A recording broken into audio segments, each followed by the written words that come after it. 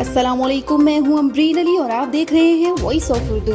नाज़रीन, सऊदी अरब के कौमी दिन के मौके पर सऊदी और पाकिस्तानी शहरियों ने मिलकर सऊदी कौमी दिन को मुनफरिद अंदाज में मनाया और समंदर की तह में जाकर सेलिब्रेशन की। मजीद जानते हैं सऊदी अरब से हमारी नुमाइंदा अरूज असगर की इस रिपोर्ट में।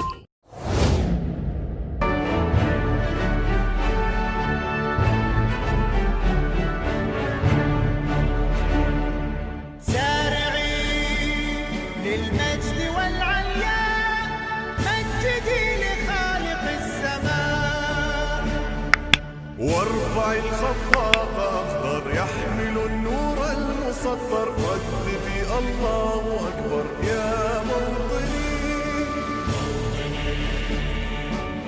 कोरोना वायरस के बाद हालात में नरमी होते ही जिंदगी अपने मामूल पर वापस आ रही है और इसी सिलसिले में सऊदी अरब अपना 90वां यौमुल वतनी मना रहा है, जिसके लिए मुमलिकत भर में कौमी दिन को मनाने के लिए तकरीबात का सिलसिला जारी है।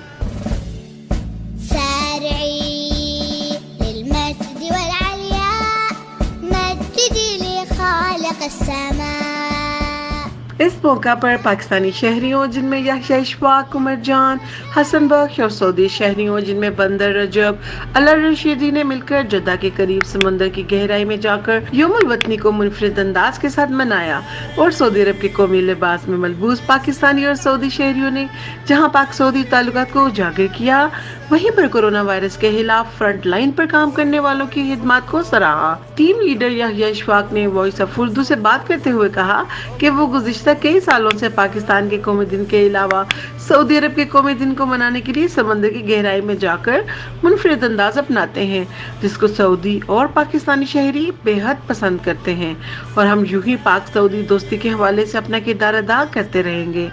अरूज Asghar, voice of Urdu, Jeddah, Saudi Arab. मजीद खबरों के लिए विजिट करें हमारी वेबसाइट www.voiceofurdunews.nl या फेसबुक पेज पर क्लिक करें। इसके अलावा आप हमारा यूट्यूब चैनल भी सब्सक्राइब करके मजीद वीडियोस देख सकते हैं। देखते रहिए वॉइस ऑफ उर्दू।